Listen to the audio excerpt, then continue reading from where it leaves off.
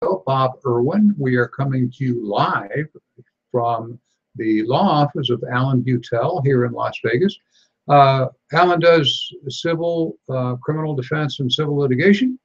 He's on our list. If you go to our website, Fired Up with Bob, you will see him under the contacts. And if you need something he can help with, then he's there, and you can get a hold of him at his office number, which is listed there.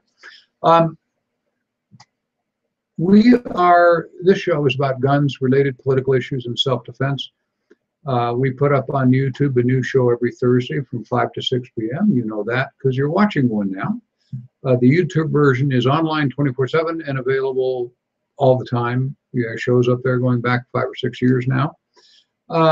The radio show now is on Saturday mornings, the radio repeat from 9 a.m. to 10 a.m. on KLEY 1230 a.m., which is in Ely, but it's streamed worldwide. You can go to KELY1230.com or 1230am.com or what they call the Nevada Talk Network, and you will find the show there on Saturday mornings.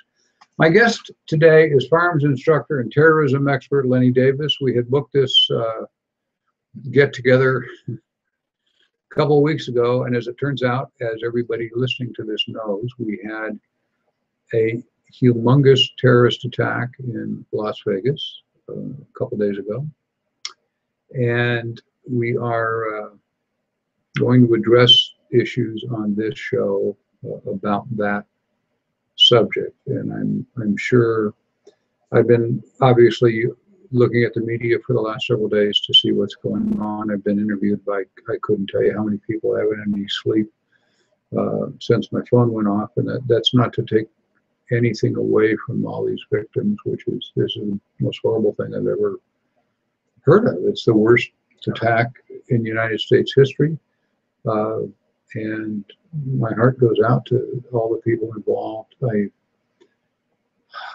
Even through all the interviews I've been doing the last couple of days, I just could not, I still can't get my head around what happened.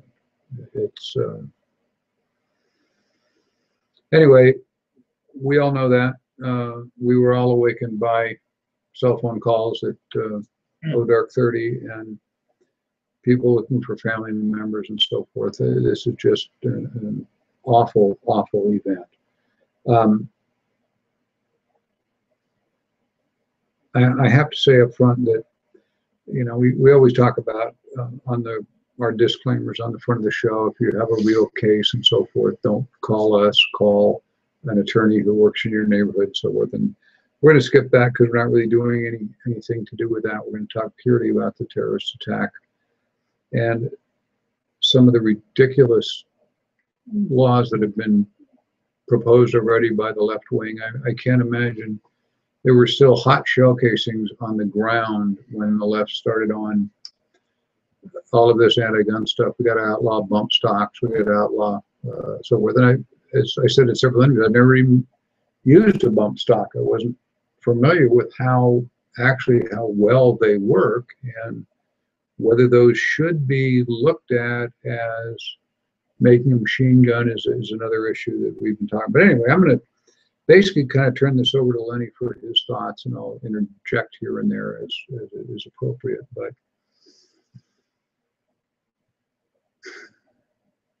obviously, Lenny, to me, I'll lead you in with this. The planning and apparently years of preparation that went into this, I have to agree with Sheriff Joe Lombardo that it looked pre-planned. Oh, there's no doubt it was pre-planning. And folks,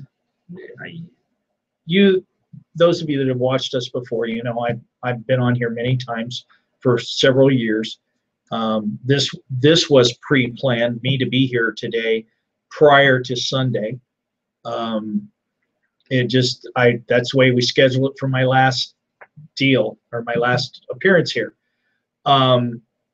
This has been really hard for me because I've lived here and been a law enforcement officer here in the city of Las Vegas since 1988, and Bob's been here even longer.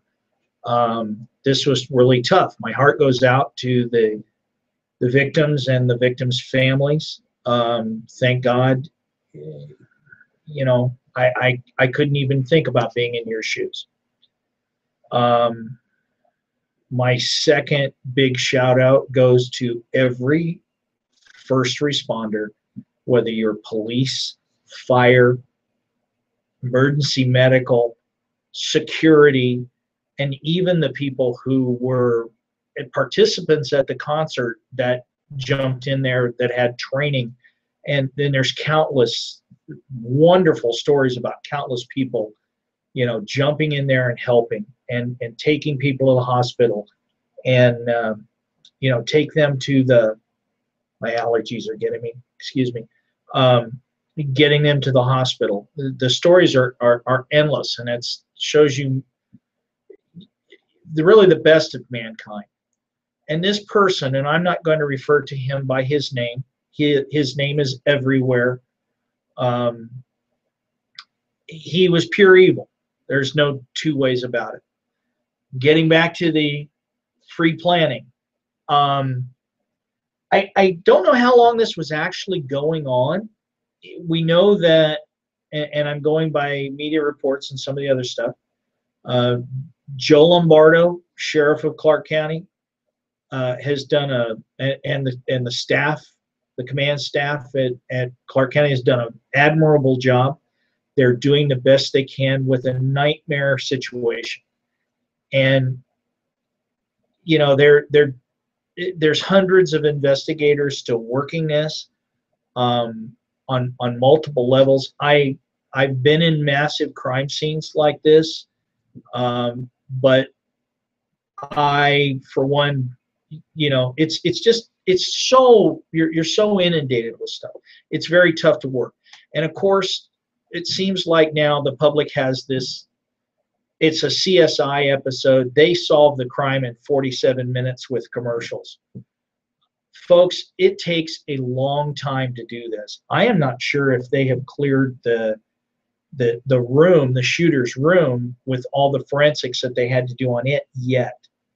So it's a nightmare, and to do it, you have to do it right. The public demands it, and Sheriff Lombardo and Alan, Roush is his last name, I believe. I'm sorry, sir, if I mispronounced your name.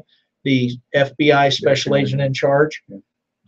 They said it right last night. We have to get it right, and that has to be right. And they're speaking for the dead and the wounded. Yes, it appears this guy's had a lot of planning going on with this. I see the speculation that goes on by several of the people in the internet. We were talking about this before we go on camera. It's gotten to the point where people are making these JFK, magic bullet. All of this stuff has been going across social media and everything else. There's going to be an answer to a lot of the questions. We may never know all the questions. We may never know why this individual perpetrated this evil crime, but he did. And he did buy some. It seems like, and correct me if I'm wrong, the last I heard that he bought his first weapons just about a year ago. Started collecting those. That's the current belief. Yeah. So I don't know, when he decided to hatch this plan. Now I've seen a couple of reports from the media today that he had a hotel room overlooking a big outdoor concert in Chicago, and then another one a couple of weeks ago here in downtown Las Vegas. Joe Lombardo, I saw his briefing last night. It was excellent. He said we're not going to make supposition. I'm not going to make supposition of that. He was there. Yes, he had rooms there. What was his purpose? We don't know. All we know for sure is that 10:05 on Sunday night, this man lost his mind. He broke out two windows in a large suite in the corner room of the Mandalay Bay, and he opened up with a whole lot of weapons on to innocent people that were basically 22,000 people that were basically in a kill box. They had really nowhere to go. They were there. They were enjoying the show. They were safe. There was security there. There was law enforcement there. There was, everything was there, but nobody would have thought that somebody's going to drop fire from 400 or 500 yards away onto these innocent people. It was a nightmare. He used, we're gonna get into this at some point, and like Bob said, we have right now everybody's still grieving. Everybody's real raw. We've seen some politicians already. As Bob said, the cases weren't there were still hot cases on the ground. There were still warm bodies on the ground when certain political people started to make, well, we need to do this, we need to do that.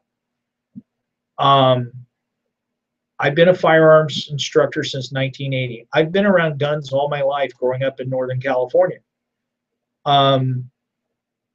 There are certain things that you just need to do and not under emotion, and one of them is try to say, okay, we have to do something. That's the thing I think that bothers me the most is Congress seems to, politicians say, well, we have to do something. We had this terrible thing, we have to do something. Well, I will tell you right now, as a former law enforcement officer, as a firearms and anti-terrorism expert, there is no law on the books. There is no law that you could write right now that would have stopped this individual. There's talk about banning the bump stocks, as we talked about it. That has to be written correctly, because if it doesn't, then anybody who has a match grade trigger in a weapon system could potentially, the way I saw the initial, I'm assuming you saw Feinstein's draft of the bill. It could really cause people hardship that have match triggers that have no intention of shooting multiple rounds on people. And the question always will remain, if the bump stocks are, as now Paul Ryan and a couple of people said, well, if they actually convert it to the equivalent of a machine gun, aren't they making a machine gun?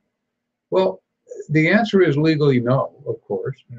I'm as I said to 47 different people today and yesterday, I'm not familiar with bump stocks. I've never fired one. I'm a dealer in real machine guns, or an instructor in real machine guns and so on. But apparently, from the videos now that everybody and his brother is putting on YouTube showing how dangerous these things are, they will, the more sophisticated ones they're making now, will work just like a machine gun. But the manufacturer of the ones this guy had apparently is sold out, and because the national pastime in the United States is, if the government says you can't do this, is to do exactly that. I mean, dodging taxes is our national sport, and dodging gun laws and dodging mileage laws required, and so on and so on. Speed limit signs, and you name it. All I have to do is the government says go 15 miles an hour in the crosswalk, and you want to go 20 just to prove you can do it. It's if the bump stocks make it the equivalent of a machine gun, Paul Ryan says, well, maybe we should look at that. Maybe we should, but not in the environment of we've got to do something and write another law. This individual is already a murderer. He's already a criminal. Did the stock make him shoot all these people and do all this, the 10 stocks, or the 8 or 12 stocks, all the guns he bought? That came up a lot too in, how many guns should a person be allowed to have? And I actually was one of the interviews I did, the moderator proposed, well, we don't want to talk about solutions, so why don't we talk about a solution? Every American is allowed to have 2 guns. That's a starting point. Now we can negotiate from that. And of course, the question then becomes, what do we do with all the rest of the guns? Turn them in? It was brought up to me that the suicide rate is 60%. I don't know where that number came from. Of suicides are by gunfire. Therefore, firearms contribute to suicides. And it was impossible to convince this person. If you look at cultures that don't have guns, Japan has a higher suicide rate that's way higher than the one in the United States. And yet they don't shoot themselves. They go to this particular forest a lot and hang themselves from trees, apparently, and so forth and so on. But or they stab themselves, or. And every country in Europe has attempted to restrict firearms to. In France, it's almost impossible to own a gun. In England, it is next to impossible to own a gun. And all of those countries have terrorist attacks. Australia has terrorist attacks. Japan has had a number of terrorist attacks. The gun laws are not going to fix the problem. If we're going to fix any problem, we're going to fix the people. Yeah. Yesterday I was asked to give an interview by French national television, and I was asked by their producer. He said, "Well, Lenny, there's so many guns in the United States. That's got to contribute to attacks like this." And I reminded him that just in the last couple of years, they've had the attack on the magazine Charlie Hebdo in their offices where they killed people. There was an attack on another building that was part of that, and then the attack at the Bataclan concert venue. Those were all perpetrated with AK-47s that were smuggled in, machine guns, fully auto capable select fire AK-47s. And I reminded him, I said, those attacks are done in your country that civilians cannot own weapons. And you have these terrible attacks with weapons that are smuggled in the country. If someone wants to get a gun, they're going to get a gun. Years and years ago, I was talking to a friend of mine who was a special operations guy. And he had done some work for a 3-letter agency that started with C and ends with A. And he said, I don't have to worry about it. If I want a gun, I'll call a policeman and say, hey, I'll report a burglary. When the policeman comes to show up to take my report, I'll hit him in the head and take his gun. So, I mean, I obviously nobody wants to do that, but if somebody really wants a gun, they'll get one.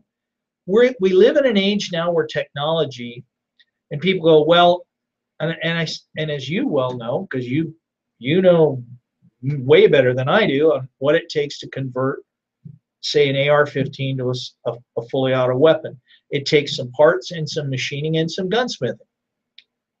Is it rocket science? No. There are countless videos on YouTube, and people have them everywhere. It's not that hard. And people say, well, we'll just ban the parts for those. Okay. Let's say we ban the parts for those. We live in an age, folks, where I can go home, and if I have the right computer program and 3D printer, I can make those parts in a matter of hours. So you can't stop that. On the slippery slope that you were talking about, and I've been asked about it too, shouldn't we ban how many guns a person gets in a year? Actually, in a particular case, it was that the person owns period. Yeah, well, So- yeah. And I've heard, and I've been asked both, how many guns should a person own? I said, well, and I was asked by in the last couple of days, I was referred to, and this is a new term that the media has come up with. They say now anybody who, this particular media outlet says, anybody who owns 20 guns or more is a super gun owner. So if you, no matter what they are, it doesn't have to be select fire weapons, it doesn't have to be semi-automatic assault rifles. It's 20 guns, period. And I'm like, I'm a super gun owner because I own more than 20 guns. So you know, at what point do we say, well, you can't, you know, you're stepping on, number one, you're stepping on the Second Amendment, and number two, where does it say you can only have one gun in the Constitution? You know, it doesn't. And obviously, you know, they're talking about, you know, the left wing guys, the really bad ones, about we just should eliminate the Second Amendment. And we can't, of course we can't. You know, we got into a discussion in one of these groups about video games and how the average teenager has killed 14,000 people by the time he's 14 and so on and so on. And it's funny, there was nobody on this particular group that got it, except I was the oldest guy in the room, which is not difficult. But when I was raised on television and the Lone Ranger and the Cisco Kid and whatever, we were viewing the bad guy and the good guy interact. And the good guy would shoot the bad guy in the hand and make him drop his gun. And, you know, then head off to jail and whatever. But we were the observer to the event. With the video games the kids are all playing now, they're not the observer, they're actually practicing killing people. And of course the language is ridiculous. There's no class left in any of that. And when you know, I don't want to sound like I'm blaming video games, but I'm blaming video games and television shows and dark web shows that show murders and murders and murders and murders, where this individual has killed all these people by actually shooting them himself and watching the blood spatter and flicking your eyeballs out and all this stuff they go through. It is very easy for them then to disassociate themselves with real blood and real violence. And, you know, apparently the kid in the original shooting in Sandy Hook did that. And, you know, they can't find anybody to blame for that, so they blame Bushmaster, or now Remington Arms, that own Bushmaster and so on. It's not the gun, it's the people. And how we treat mental health is obviously a problem. Get into discussions of, in Nevada, for instance, we have HIPAA laws. And so if a court adjudication takes place now, and I've watched dozens of these as available. Well, you know, my client is not mentally, you know, normal. He's on meds and he's got kicked in the head by a horse when he was 2 or whatever it is. And that commonly happens. You get people with brain problems. And so the judge will order him to Lakes Crossing or whatever the equivalent is in Southern Nevada now for an evaluation. And he's there for 2 weeks. And the psychiatrist is required then to go back to the court with a report, sometimes in person, but usually just a report, that says, we had so many sessions and and I feel that he is no longer a danger to others or himself, or he is a danger to himself or others, in which case then he does an insanity defense for whatever he did wrong, because the psychiatrist said that. So he's going to go to the mental hospital, and at some point he gets out, like Hinkley did. But when he's adjudicated now, Nevada was not really good about putting those reports into the national database. And we have the commonality we have with all these guys that are doing mass shootings is they're all nuts. They've all been on Valium or some type of depression drug. That, you know, there's some commonalities that appear, and because Nevada HIPAA laws, the court adjudication, if the psychiatrist signs that he's crazy, then he can sue that medical provider under HIPAA laws for releasing his information. When he goes to buy a gun the next time, they say, no, you're on the list. And he'll get another psychiatrist who goes, oh, he shouldn't be on the list. This was a bad diagnosis. And here we go with the fighting each other. So the psychiatrist is going to lose no matter what. He's going to get either sued by the victims of this guy when he does get a gun, because the psychiatrist said he's okay, or he's going to be sued by every trial lawyer in the world because this guy goes out and injures somebody else when he shouldn't have been diagnosed. And if you get 3 psychiatrists in a room with anybody that's a mental patient, you'll get 3 opinions.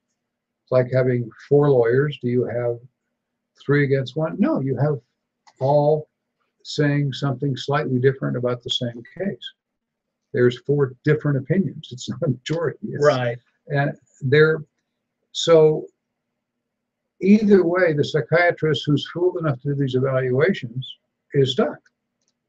So what do you do? Well, and a prime case of this was the Aurora theater shooter. He had been under psychiatrist care for several months prior to this, and the psychiatrist wrote down in the notes that she was concerned about him potentially being violent, but she couldn't tell law enforcement because of the HIPAA law, unless he flat out said, you know, tomorrow I'm going to go to a theater, I'm going to put on a wig and a gas mask and body armor and kill a bunch of people. So until we can either make it easier for that, and again, this becomes another slippery slope, you know, somebody comes along and says, oh, you know, Lenny, he kind of bothers me, and I go in and I have you know, they say, well, you know, go in and talk to this psychiatrist, and I go in and do talk to them, and they go, oh, well, I think Lenny has some deep-seated issues. So now I'm going to say to law enforcement, Lenny needs to have his guns taken away from him. If I'm not able to care for myself, and if I'm not in reality, you know, living in the world of reality, then yes.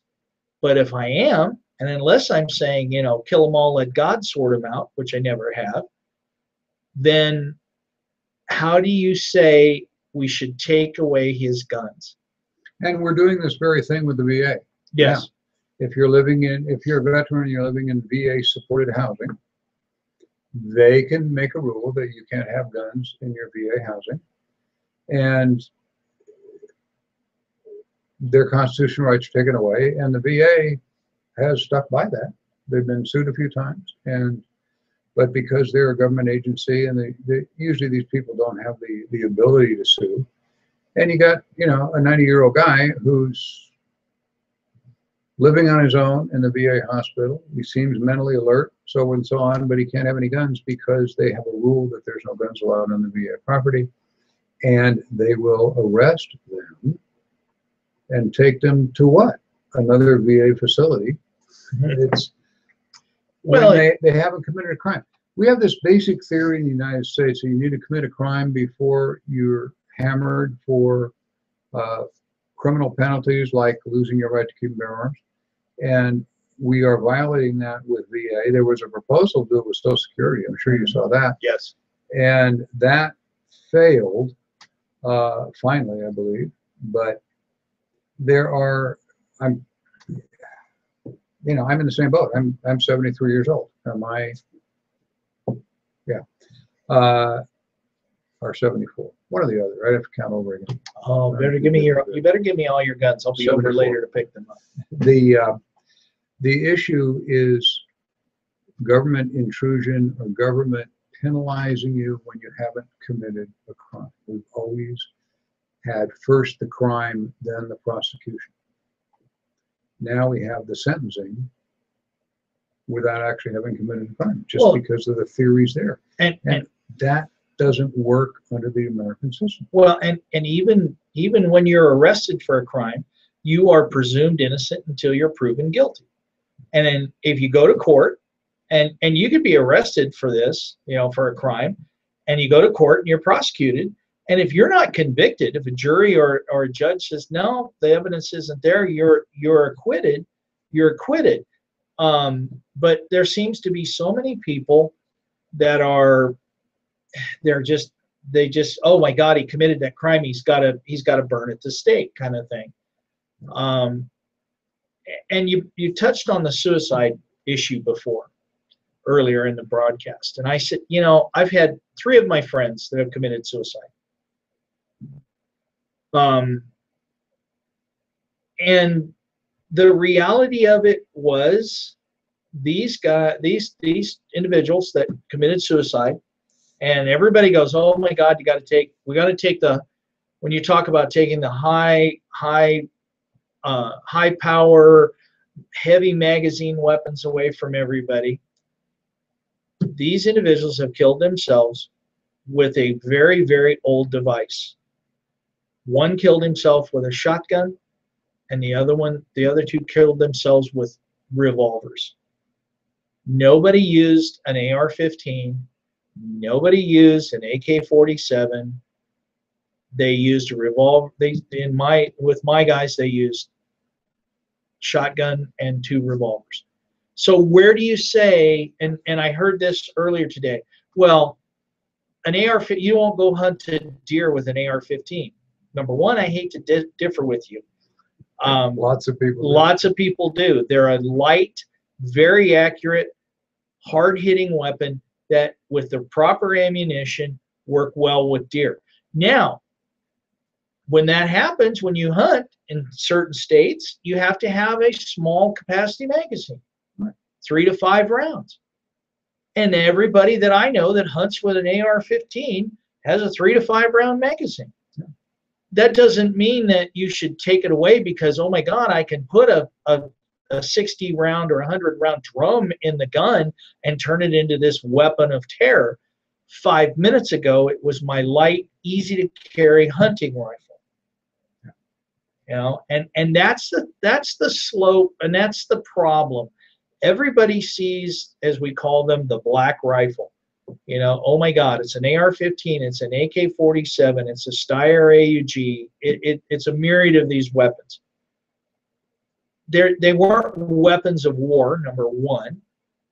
They may have copied the design, but they're not the same weapons by a long shot, as Bob can attest much better than I can. And I just don't understand these people. And I one of the things that got me about this recent situation, in the last couple of days, in the last 48 hours, there have been these internet commandos and internet CSI and internet FBI agents who go, well, if he wasn't going to snipe anybody because he didn't have a bolt action rifle with a large scope, because that's a sniper's weapon.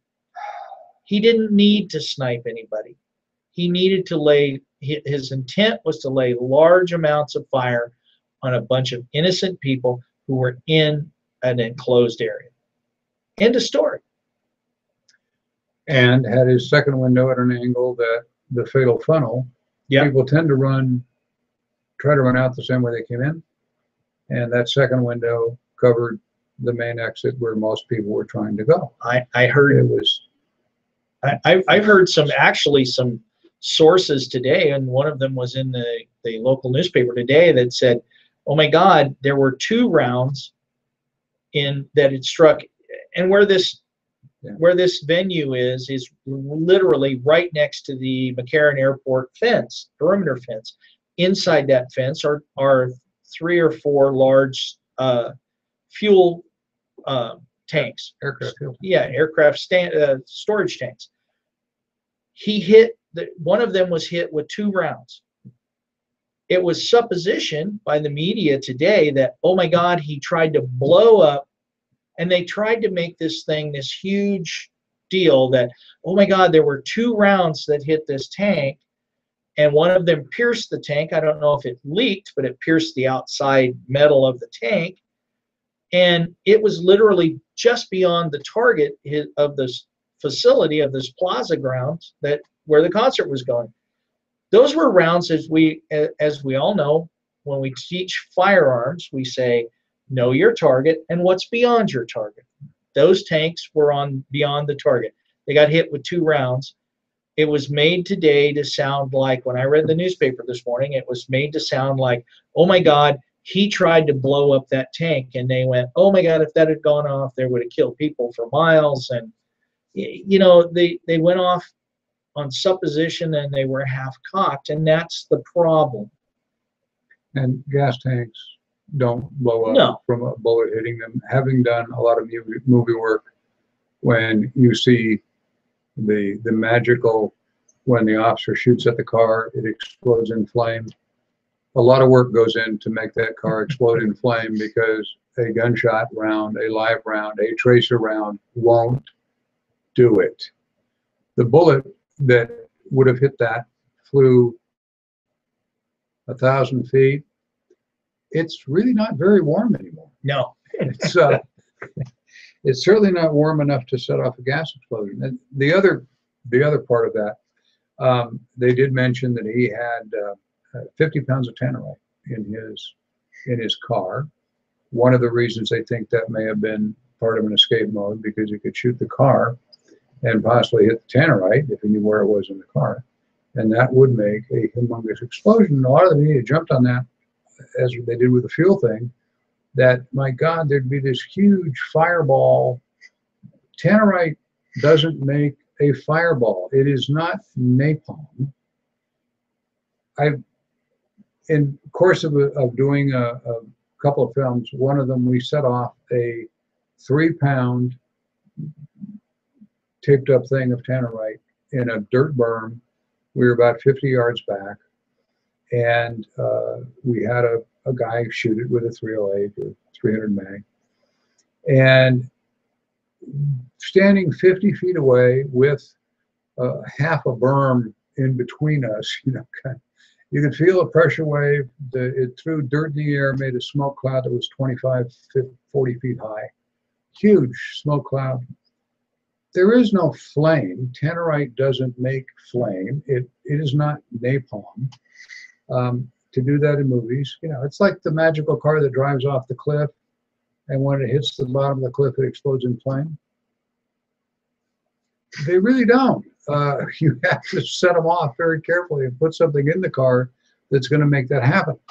But the experts that came on and said, well, but I think that's one of the things that made the sheriff believe that may have been part of his exit strategy, was if you got 50 pounds of tannerite and some ammonium nitrate in the car, and he had ammonium nitrate in his room also, to apparently make, that would be a great cover for an escape. Mm-hmm. Because that much tannerite is, it's going to make a big boom. It's going to make a big hole in Las Vegas Boulevard or the parking lot and several buildings around. And this is where I look at it, being an explosives person and knowing how to deal with them. And I looked at that, and I heard that, and I went, okay, if you blew the car, but if he was going to escape, if his escape plan was to blow the car up, what was he going to do? Take a taxi or Uber out of there? The other thing I would, it's good. You get a free ride with a ticket. Yeah, well, that's true. My concern would be I would be more concerned if he would have made some good old-fashioned pipe bombs, which, by the way, folks, don't do that at home, because it's in fact illegal to make them, just the manufacturer of them.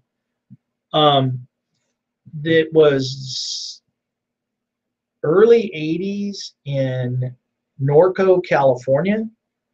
There were some really bad guys that decided they were going to rob a bank.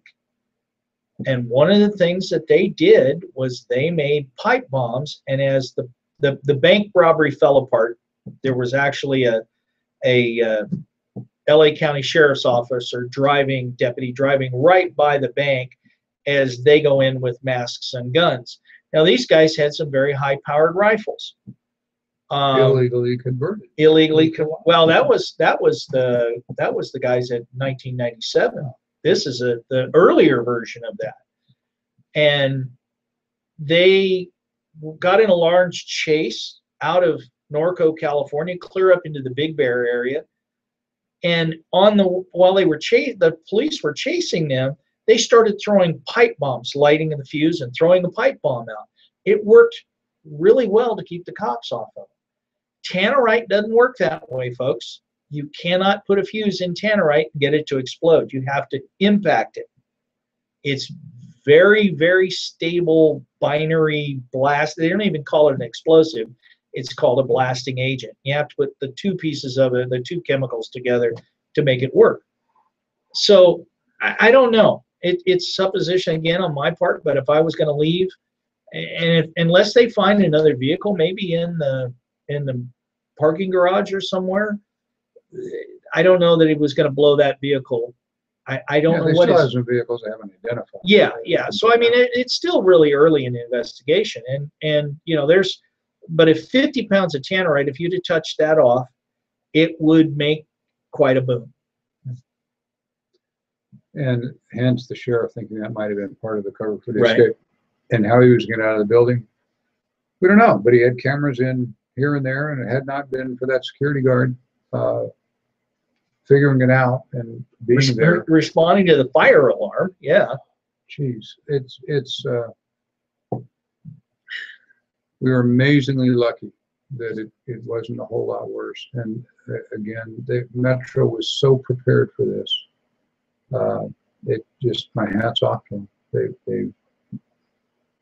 Well, and I mean, all the agencies in the Valley, law enforcement agencies came together because there were North Las Vegas, Henderson police officers. I know every federal agency responded, people, you know, not only the FBI, Homeland Security, a lot of people responded to this thing. It was kind of hard for me to sit at home and watch it on TV and not go, gee, I need to get in my car and go down there and try to do something like the old warhorse in me wanted to do. But of course, at the end of the day, it would have been foolish for me to do. But it's a sad situation. Not you, because everybody in every agency knows you on site. Yeah, they probably would have went. They probably would have thought, did you have anything to do with this? But yeah, I was asked. I told my daughters the day before yesterday, I got interviewed, and they go, my youngest daughter goes, by who? Like it was the FBI or someone. But no, I mean, this was a really, this thing was an anomaly. Now I'm going to put my anti-terrorism expertise here. This was an anomaly. Why is it an anomaly? It is not the first mass shooter. It is not the first attack like this we've had on this soil or in other places in the United States. The biggest problem is right now we don't know what his motive is. We don't know why he did this. What would cause a 64-year-old retired, very wealthy accountant to within a year go, almost a little over a year, go, or under a year actually, go from really probably not owning any guns to owning 40 some odd weapons, buying tannerite, modifying the weapons with the bump stocks, and doing that? What caused him to do that? That's something we're going to, you know, law enforcement, I know, because I saw the Joe Lombardo last night, and I saw the sack from the FBI, and they're working on it. It's an anomaly attack. Normally, it's like, okay, we know he was some sort of you know, his religious beliefs. He's a racist of some sort. All of these normal, if you will, you know, overthrow the government, whatever. All these, there's usually a apparent motive fairly quickly. This motive hasn't jumped up yet. To the people that, and I'm just going to ask you guys, the people who are on the internet, who are spinning these complete internet armchair commando FBI Navy SEAL, just total stories with no basis in fact, please stop. You're not helping anybody. If you have information that directly ties to this, if you knew this man, if you had anything to do with him, call the police or call the FBI. Don't be running stories. The biggest one, of course, was the fact that there was confusion when it first went down. They said, "Oh my God, there is a active shooter at the Monte Carlo. There's an active shooter at Luxor. There's an active shooter at Mandalay Bay. All of those casinos, they're all relatively close to each other. Sound travels between those buildings." And I know that's what happened. And it's always in a situation like this, which is very chaotic in the first couple of hours. It's always chaotic. And people are saying, "Oh no, there was these other shooters. There was a shooter on the 4th floor." Because somebody had a video of a flashing light. It was a strobe light. It was on the 4th floor in a hospitality suite. It had nothing. It wasn't anybody fired it. Some of the, well, these, if you've ever seen these windows on the Mandalay Bay, they're 8 foot tall. They weigh about 800 pounds, and they're hurricane-rated glass. And one guy said that that the shooter pried the window out, he shot, and then put the window back in and ran off. And I went, well, look for a guy who looks kind of like he's wearing a red S on his T-shirt. The Incredible Hulk. Or he's all green and tore up clothes, because that's what it would take to do that. This is going to take a long time to get out, folks. It's going to get to the bottom of it. Some of this we may never know. We may never know exactly what caused this guy to have this, to lose his mind. But I can guarantee you there are many police officers and federal agents who are diligently working to try to figure this out. So please don't add to the chatter, if you will, on the internet by saying, well, this is a conspiracy and this is that. Unless it's a fact, and I'll tell you what, I've known Joe Lombardo for a lot of years. The one thing Joe Lombardo would not do is say, oh, well, we want to cover this up. Not in his county when he's the sheriff. It's not going to happen. Las Vegas Metro is a very, very professional organization. And the FBI is the FBI. They are good at what they do. Politics aside, let the police officers do what they're supposed to do. And what we pay them to do, and you know, they've done a spectacular job from 10:05 Sunday night until now. And they're going to continue to do that spectacular job. I have two very, very good friends, very close friends, that were working overtime. They were Metro police officers. They were right in the middle of that, and they were spectacular.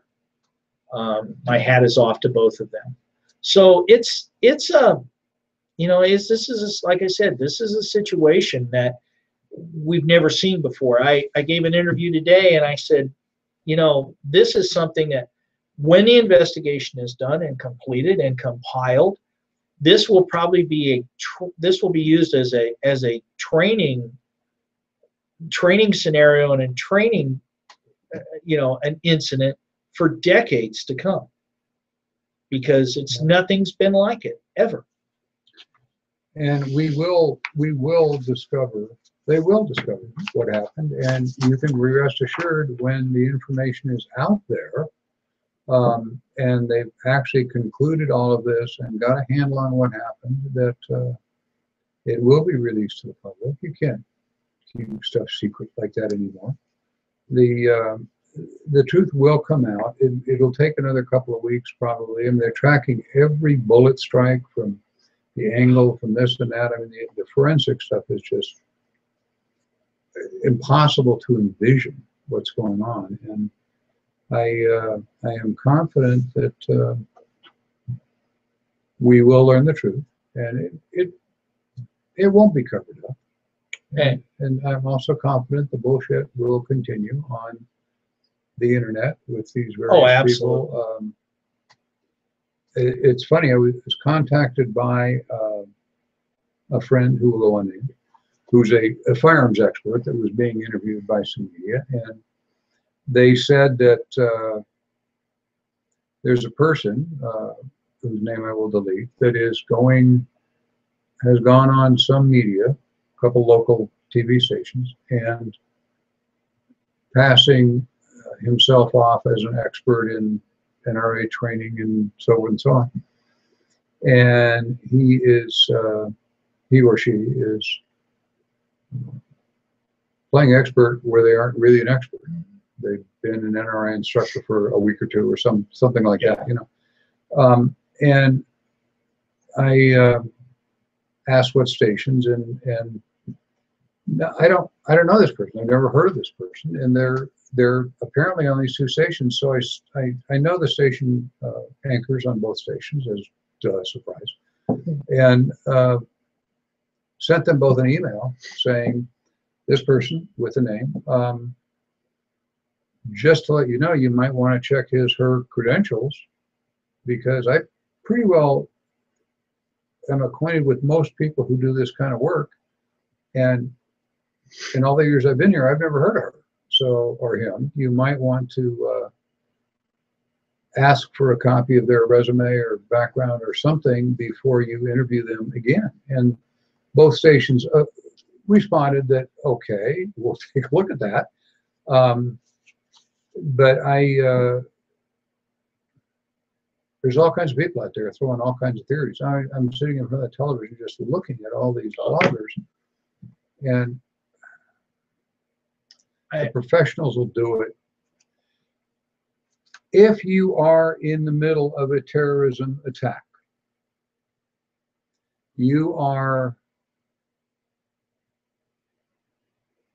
some education as to what to do. When you are caught in one of these things, if you were in that crowd or in a similar incident, what should you do? First is don't get killed. So you, if possible, leave the area, hide. If you're armed and you have immediate people you can defend, you should defend them, obviously, and defend yourself. If you don't have anybody in front of you who's actually doing that, just get out of the way and don't get killed. One of the things that I saw some comments was the fact that the security at the venue wouldn't allow people to come in with weapons, even if you are legally owned illegal CCW. And one of the experts said, well, had those people been allowed to carry their guns, they could have returned fire. I'm a pretty fair gun hand. I've been doing it for a long time. But the idea that you're going to take a handgun and shoot 400 or 500 yards uphill to the 32nd floor at hurricane-proof glass, in hurricane-proof glass with a handgun, and not hit a innocent civilian, or and actually suppress this guy, you are crazy. And then the only other thing that I want to bring up, and it burns my backside, is, as many of you have probably seen on the internet, there have been crime scene photos released from the scene. Some law enforcement officer took those photos and somehow got them to the UK Daily Mail in England, and the UK Mail, shame on you, posted them. I will tell you right now, Sheriff Lombardo has said there is an internal investigation going on. I know the FBI, and I know anybody who stepped into that room who's part of another agency is part of an internal investigation, which all it did whoever you are, you knucklehead that did this, all you did was slow things down. You're taking away resources now that are going to investigate who sent those pictures. And I got news for you. They're going to find out. Of course. And when they do, you're going to lose your job at the very least. And hopefully, and I think Joe Lombardo will push it, and Steve Wilson, our district attorney, will prosecute it, because you've done an illegal act. And I don't know why you thought you should do that. I spent 31 years in law enforcement, and you tarnished everybody who responded to that event on Sunday night. You tarnished their reputation a little bit by being an idiot. I hope that quite soon they find out who you are. I know you're going to lose your job, and I hope that the next time that in your next career, the biggest, most important thing you can say is, do you want fries with that? Because after you get out of prison, and you should go to prison for that, I'm sorry, you've violated the public's trust. Yeah, and it had to be an officer or a crime scene analyst. There are a lot of people that go into those crime scenes who are civilian employees of whoever, and they all know better than that. It's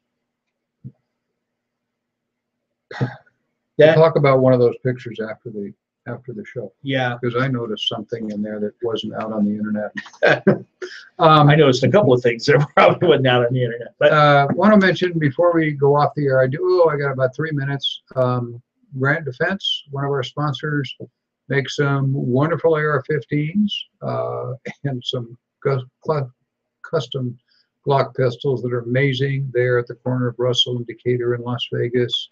If you want to get a copy of my book, The Reality of Armed Self-Defense, or How to Stay Out of Jail When You Get Involved in a Self-Defense Shooting, they're available online. My contact information is right there. You can go on to firedupbob.com and inquire as to where to send the money, and I will respond to that. We talked a lot about Class 3 tests. I'm going to skip that because we're running out of time.